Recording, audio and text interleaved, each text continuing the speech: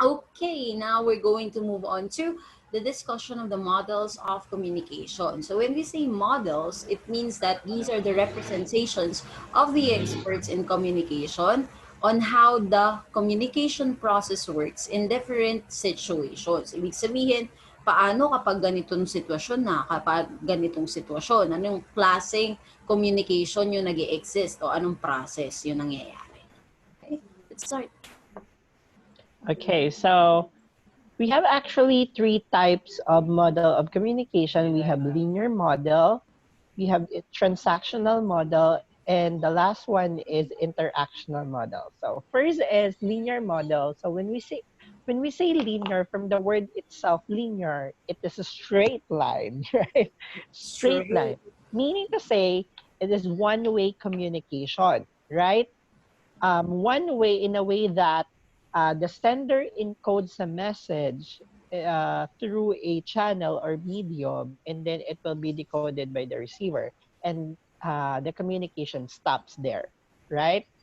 So wala na siyang feedback. Hindi na magkakaroon ng feedback yung receiver, kaya natin siya tinatawag na one-way or linear. Kasi hindi na nagpalitan ng role yung sender and then yung receiver. Kasi in a natural process of communication, there should be a interchanging of roles. Right? But here in linear, wala. Okay? Because it's a one-way communication. And it usually happens in mass communication. So when we are actually listening to a radio or watching a television, say for example, nanood ka ng KMJS and Jessica Soho is telling an information, say for example, sa isang place or about sa food, hindi ka naman makakapag-reply kay Jessica, ay Jessica, ang sarap niyan. Sarap Right? niyan, Ay, be. ang ganda sa place niyan. Place Pa-LBC na yan. Hindi mo naman. naman pwedeng ganon. Right? So, hindi mo True. siya makakausap kung sino yung nasa radio o sino yung nasa TV o sa sa mass media. Right? Tama. So, kaya tinatawag natin siyang linear model. Mm-mm. Next. So next is transactional model. When you say transactional, it has something to do with interpersonal communication. Eh ma'am, ano yung interpersonal communication? Pag sinabi interpersonal communication, ito yung mismong pag-uusap ng dalawang tao face to face in order to interact. Magkwento, magsabi ng information, magtanong, okay? Mag-inform, mag-explain, and so on and so forth. Okay? So, paano nangyaring iba siya dun sa linear? Dito, meron ng interchange of roles. Ibig sabihin, pwede nang maging sender si receiver at si receiver pwede nang maging, pwede, tama ba? Sender can be a receiver and the receiver can be a sender. Okay? So, ibig sabihin, for example, sabi ni sender, okay, huy, sasama ka ba sa sa gimmick mamaya? Ayan. Huy, sasama ka ba sa gimmick mamaya? Ah, maganda doon. Maraming pogi. Char. Okay. Tapos sabi naman ng isa, ha? Hindi ako na-inform. Hindi ako na-inform na meron palang ganun. Hindi niyo ako sinabihan. Nakala ko friends tayo. Tapos, edi naging ano naman siya. Naging, what you call this one? Magiging receiver, magiging sender lang si receiver kapag after niya magbigay ng feedback, nag-add siya ng additional idea. For example, hindi ako makakasama eh. Actually, pupunta kami dun sa ganitong club kasi mas okay dito, ganito yung ganito yung prices ng food and such. So, siya na yung naging sender. Okay? Ito namang si sender na kanina ay sender, siya naman yung naging receiver nung information na sinabi ni original receiver. Okay, kung nagigets nyo ako, thumbs up. Okay, so merong sender, may receiver, may message, may feedback, and nagkakaroon ng pagkakapalit ng roles. Okay? Palitan ang nangyayari. Okay, moving on. Okay, the third one is the interactional model. So, it is usually used for new communication. So, yung ating with the use of the internet, right? So, kasama dito yung ating social media accounts, like yung ating Facebook, Instagram, Twitter, and like Snapchat, yeah, mga ganon. Right? So, um, unlike kanina, meron, 'di ba sa linear natin walang model, and then sa transactional natin merong feedback pala model kasi merong feedback, right, sa transactional Mm-mm. model natin. Dito, may feedback pero nade-delay. Kasi nga, say for example, nag-wave ka kay crush mo or nag-ano ka, puso-puso, gano'n. Right? Tapos, nag-chat ka, nag-confess ka ng iyong nararamdaman, right? You pour your heart out. Ta Tapos, hindi online yung taong yon. Eh, siyempre hindi siya agad makakapag-reply. So, kaya nangyayari yung delay na feedback kasi nga ang gamit natin ay new communication, right? Hindi naman agad-agad na pag-message mo, makakasagot agad siya like yun sa transactional na face-to-face, right? So, magta-type pa siya, right? So, medyo may delay na feedback. Taunan pala mag-reply yung crush mo. Paano yan? Isang taon kang na-inbox zone. Kasingge. At 10 taon ka diyan. Okay, so bakit may field of experience dyan? It is because in an interactional model of communication, it means that field of experience is very important. Meaning, kung parehas kayo ng mga na-experience sa buhay, mas madali sa inyo to communicate with each other. Kasi nga, gumagamit tayo ng new communications. Hindi natin usually maipapakita kung ano ba talaga yung gusto nating sabihin. Unlike pag personal, meron pa yung non-verbal gestures, meron yung movements, okay, para lang maintindihan nung kausap natin yung sinasabi natin. Dito, type lang, chat lang, video chat, vlog pa, call lang, boses lang naririnig. Okay? So, ibig sabihin, kailangan may alam kayo pareho sa kung ano yung pinag-uusapan. Kasi kung hindi, baka magkaroon ng misinterpretation or miscommunication of information. Okay? Hmm. Sana nagigets nyo ako kasi kung oo, thumbs up sa inyo. Okay. Moving on. Now we move on to this part of the lesson. Intercultural communication. Mga bet na bet, communicate sa mga AFAMs. Charot. Okay, yung mga bet na bet magkaroon ng or mag-try na magkaroon ng kaibigan na out of the country, out of the your culture and such. Okay, let's start. So, let's start with giving the definition of culture. Diyan lang. Okay, pag sinabi nating culture, it's actually a set of shared practices. So, itong lahat ng mga nakapalibot sa word na culture ay ito yung magde-determine if what is culture, right? So, pag sinabi natin culture, it can be a set of shared practices na sinishare mo sa isang tao, right? Or it could be if you have common language. Kapag common language kayo ng isang tao, may common language kayo, so parehas kayo ng culture, right? Next one is yung mga paniniwala, beliefs, customs of a particular group. So, and next one is kapag parehas kayo ng place na tinitirhan or parehas kayo ng generation na generation kayong nabuhay. Parehas kayo ng generation na nabuhay. Okay, Right? Or nag-exist. correct. Okay, but what That is is for culture. inter po para ipaliwanag natin what is intercultural communication. Pag sinabi nating inter, sabihin one culture will connect to another culture and so on and so Mm-mm. forth. Okay, ibig sabihin ikaw Kaya merong nadamay dito yung culture. tama. Okay, magkakaibang culture, okay, or magkakaibang kultura, mga taong kabilang sa magkakaibang kultura yung nagko-communicate with each other. Okay? Sana po nagigets ninyo. Okay? So we got different variations of intercultural communication. Okay? Number one is interracial communication. From the word itself, interracial communication, meaning it involves race. Okay? Communication between people of different races. Okay?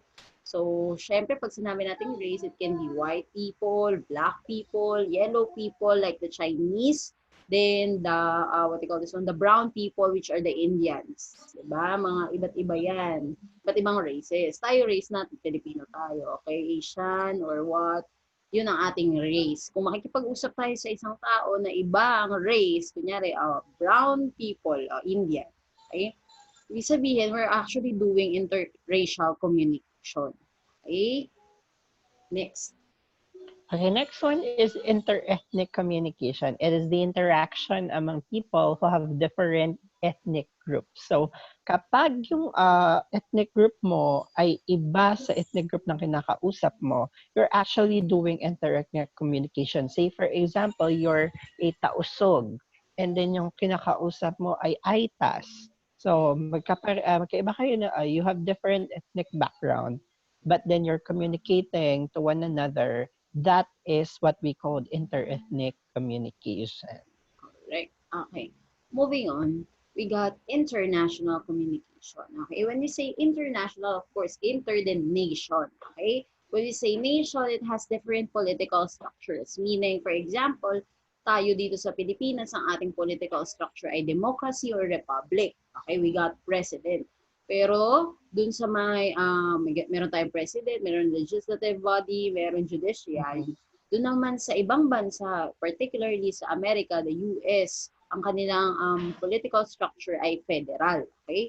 If you, for example, si President Rodrigo Duterte actually communicated to President Donald Trump. Yun ay tinatawag na international communication kasi magkaiba sila or parte sila ng magkaibang political structure but still they were able to communicate to each other. Okay? Next. Okay, next one is intracultural communication. As you notice, lahat ng nabanggit natin kanina puro nagsisimula sa inter, right? But this time it's intra because the communication happens within, okay? Within the culture, right? So say for example, if parehas kayo ng race, if parehas kayo ng ethnic, parehas kayo ng culture, nangyayari yung communication within that group lang. Like if ang race mo ay kabilang ka sa white people and then you're communicating to white people, that's intracultural communication. If you are a Tausug and you're communicating to a Tausug person, that is intracultural, right? As long as within the group, that is intracultural. Hindi siya like Filipino communicating to Americans. It's not intracultural, but inter, right? So, but we are talking intracultural here. So, uh, yun yung mga nakapaloob sa intracultural communication. So, kaya nga, intramuros is because within the walls. Okay? Inside the wall. Yes. Okay, next. Talino ko doon. Love that wig. Okay. Moving on. Okay, now let's move on to those aspects that we should all consider whenever we communicate interculturally. Anong ibig sabihin nun, ma'am? Ito dapat ang ating tatandaan at lagi nating isasaalang-alang whenever we communicate to people of different culture, backgrounds, and such. Kasi bakit, ma'am? Para maiwasan natin yung pagsasabi ng offensive terms, offensive information, hindi tayo maka-offend or hindi tayo makasakit ng damdamin. Number one. Exact. Sir John Lack, number one.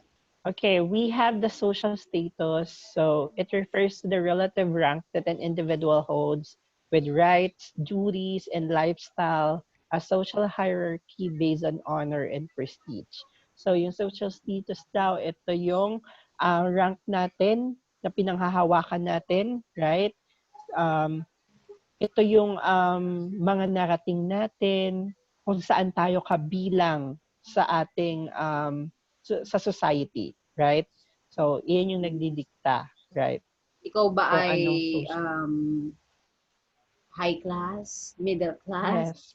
or low Privilege, class ba right? yun? Not Privilege and really, under. oo, parang marginalized. Ayan, so, Yes. okay, the marginalized people. Yung hindi masyadong pinalad, pero nagsisikap. Okay? Moving on. Exactly. Okay, we have two types of social status, right? So, first one is the ascribed status, which is based on sex, age, race, family, relationships, or birth. So, kapag panganak mo, ito yung mga nakuha mo. Ito yung magdidikta ng like social, ano kayang klaseng pamilya meron ka? Like, anong klaseng race yung meron ka. So, yun yung ascribed status. But when we say achieve status, ito naman yung na iname mo, pinagtrabahuhan mo. Right? Yung education mo, trabaho mo, yung napangasawa mo, yung accomplishments mo sa buhay. So, that would determine your achieved status. Right? So, for example, you are an engineer. Right? So, achieved status yun. Kasi pinag-aralan mo yun, pinaghirapan mo yun. Accomplishment mo, say for example, tinanghal ka bilang isang um, what they call this, Miss national Universe artist 2018. or Miss Universe, right? Miss Universe So that's an achieved 2020. status. Okay, so that's achieved. Ascribe is actually the automatically gained, okay, Mm-hmm. status. Then achieve status is the thing that, what they call this one, is the, You work for. oo, parang ganon. Parang, ang tawag doon, attained.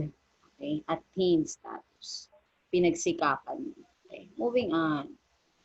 Okay, let's have this age, okay? Siyempre, dapat iisipin mo rin ilang taon na ba yung kausap mo. Mamaya, Mm-hmm. chika ka ng chika about love life. Ang kausap mo, 2 taon. Okay, magulat ka, 5 years old pa lang yan, may jowa na yan. That's it. Okay, so pag sinabi natin age, of course, we have to keep in mind that not everyone, okay, o lahat ng age groups ay pare-parehas ng beliefs or pagtingin or point of view sa isang bagay. Mm-hmm. Lalo na ang matanda at bata. Kasi nga, Mm-hmm. sabi nga natin, syempre sila, tayo daw, papunta pa lang, sila ay pabalik na. O, sa bata ako ha, hindi ako dun sa matanda, pakiusap. Charot lang, sorry po, wala, no offense po sa matatanda, okay? Age is beauty. Okay. So, ito yung mga age groups natin. Okay, baby boomers, Generation X, and Generation Y. Okay? Pag sinabi natin baby boomers, ito yung medyo, what do you call this one? Mga 19, search natin ha, para sure. Okay, parang 1980. Mga, Ito, nakita ko na. So, pag mga sinabi natin, katita-titahan. oo, parang patita-tita na yan. Mga 1965, 1980. Ay, hindi pala. Wait lang. Search natin. Baby boomers. Para sure, ha? Baka sabihin nyo, fake news kami. Okay, pag sinabi natin baby boomers, ito yung mga born on 1946 to 1964. So, Okay? Almost ay lola-lola na siya. lolo-lola na natin yan. Okay? So, syempre, kahit na lolo at lola na sila, very vibrant pa rin ang kanilang aura. Okay? For Generation X naman, ito na yung Mga tita. sinabi ko kanina. Titas of Manila. Titas of Manila, Titos of Manila, titas, single titas. Charot. So, yun yung Generation X. For Generation Y naman, dito na tayo pumapasok. Okay? Dito na tayo hindi tayo dito Hello? pumapasok. Hindi tayo dyan. So, Generation Y naman ay, ilang taon ba yun? According dito, ito yung mga millennials daw.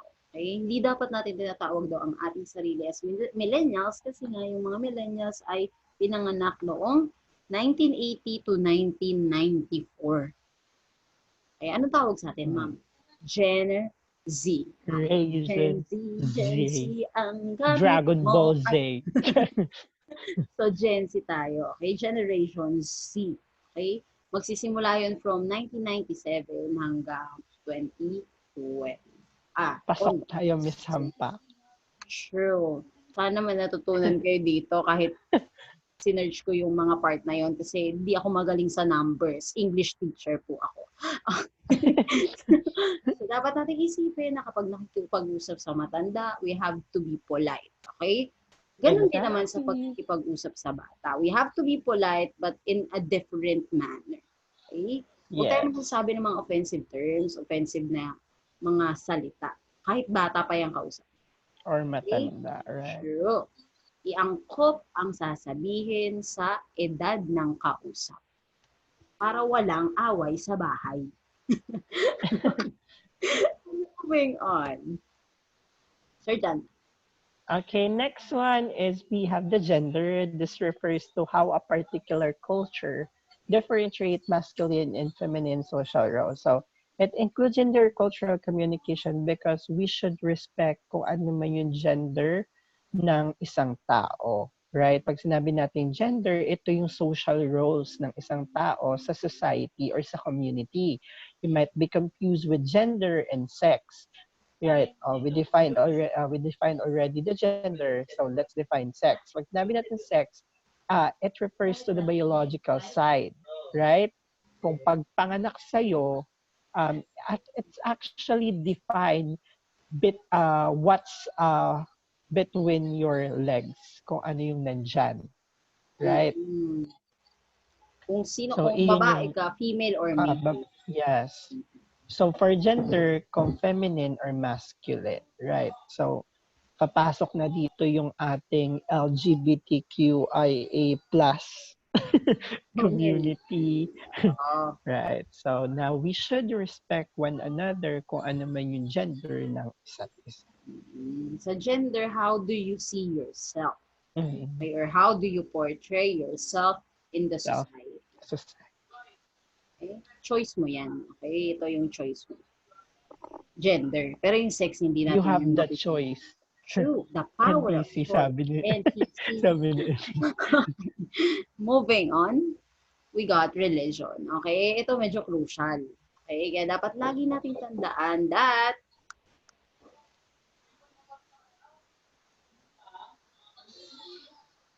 okay, lagi natin tandaan that religion should always be a consideration whenever we communicate to other people. Bakit, ma'am?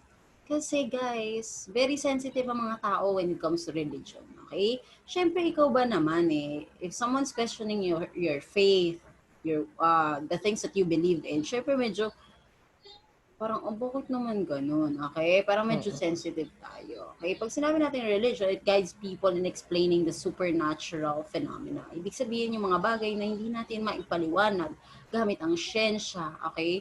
At mga bagay na nakikita o gawa ng tao, yun ay pinaliliwanag ng religion, ng ating faith. Okay? Ng divine providence. Okay?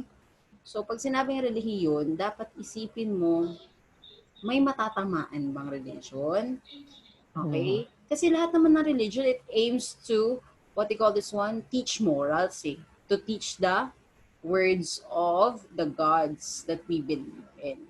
Okay? So, dapat lagi tayong mag-iisip, may maapektuhan ba? May ma-offend ba? Yung mga jokes natin, minsan jokes yun, pero may nasasaktan. Okay? Kaya yes. maging careful. Magdidepende yung jokes natin kung ano yung nararamdaman ng sinabihan natin. Hindi kung ano yung sa isip natin na ano joke lang yun. Ganun, right? Tama. We only need to respect one another, especially in this part of our personalities and life. Yung pagiging what you call so, yung religion natin. Okay? Kasi kung yung iba hindi naniniwala sa religion, okay lang, irespeto natin yun. And so Okay? be it, right? Sa kanila yun eh. Okay? Huwag nating pakialaman ang bagay na hindi naman sa atin. Okay? True. Next. Since ang bottom line naman ng religion is praising our creator, right? Naman True. talaga yung ano natin, why not, yun na lang yung isipin natin, right? So, If we share common goals naman, why look into what they call this one? Why look into how they are being portrayed or dip, being taught? Diba? or kung ano yung differences, Totoo. right? Bakit pa Since natin ang similarity naman ay yung pag-praise sa ating creator, mm. Others may yun have yung different ating point of view about this ha, but we don't mean to offend anyone. Okay, these are just our own our opinions. Okay, these are just our opinions about religion. Okay, so patawad na po agad. Okay, moving on. The bottom line of everything, okay, of every aspect that we have showed you a while ago to consider in every time that we communicate interculturally is respect. Okay? This is the Yes. bottom line. Okay? With In that, that we communication. should be though we should be sensitive kung ano yung sasabihin natin, right? Mm, Should think twice or more true. before we say something, True, right? true. Okay? Hindi naman sa sinasabi ko, ma'am, so makikinig na lang ba tayo sa kung anong sasabihin ng iba? No, it is different that way, okay? Pag sinabi kasi natin yun, pagka kasi sinabi natin yung ganong situation, ibig sabihin, ano lang parang nag-free lang tayo. Meron tayong freedom to Mhm. speak. We have freedom to tell what we have in mind, but we have the responsibility to take action kung ano ba yung dapat lang nating sabihin, dapat lang nating ipahayag. Okay? Kasi nga, may mga damdamin tayo. Kung ikaw na tao na sasaktan, syempre yung kapwa mo rin tao, meron din. Okay? Unless wala. Exactly. Charot. Okay. Moving on. Right. Moving on. For me, Okay, let us share with you different quotes quotations. or quotation from different people about diversity in this world. Yes, Sir John lang. Okay, according to Ola Joseph, diversity is not about how we differ. Diversity is about embracing one another's uniqueness, which is true, right? Um, Actually, I've read a quotation. I forgot kasi sino nagsabi na yes, parang we are different, right? We are diverse, right? Dito sa mundong ito. And that's the thing that that's one thing na nagiging similarity ng bawat isa na True. different tayo. Right? Mm-mm. There is no single person, there are no, okay, this persons na parehas. Kahit kambal, magkaiba Even yan eh. twins, right? True. Magkaiba ang fingerprints, magkaiba Mm-mm. yung Tama. personalities. Oo. Bakit Wala. mo, yeah, what you call this one, bakit mo ida-down yung isang tao na feeling mo inaiiba sa inyo? Okay? You should be Mhm. embracing his or her uniqueness. Kasi nga, one way or another, that uniqueness of that person will actually help you do something. Kasi nga, no man is an island. True. True. Okay? Dadating ang araw at kakailanganin mo rin siya.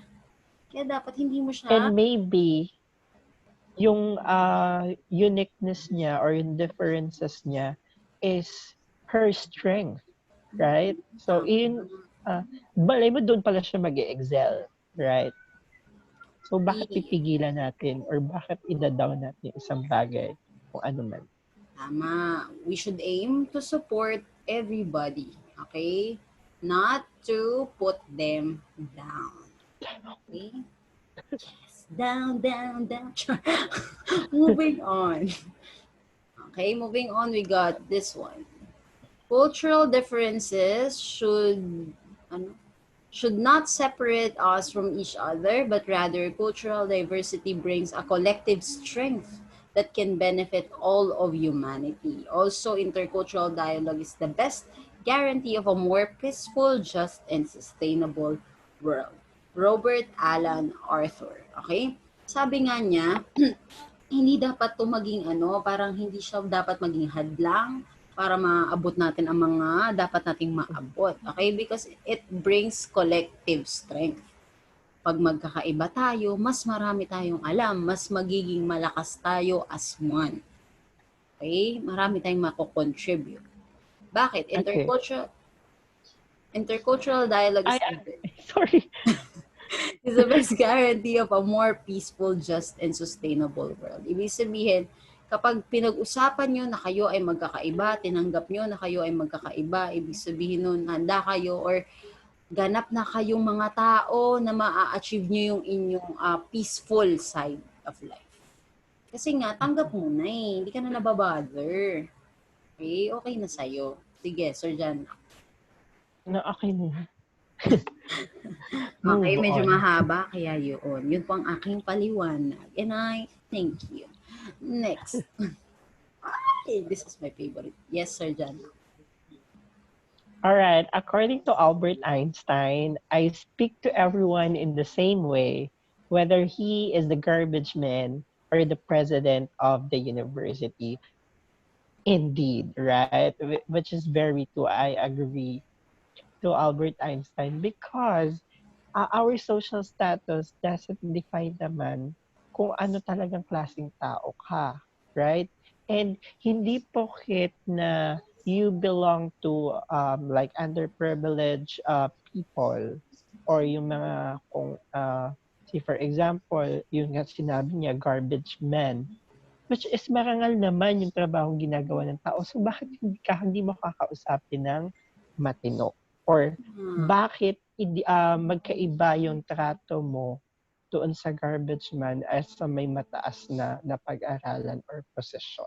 Which is Tama. pareho din naman silang tao. Mm-mm. Right? Wala namang ginawang masama sa'yo. Correct. So, right. Parang if you think,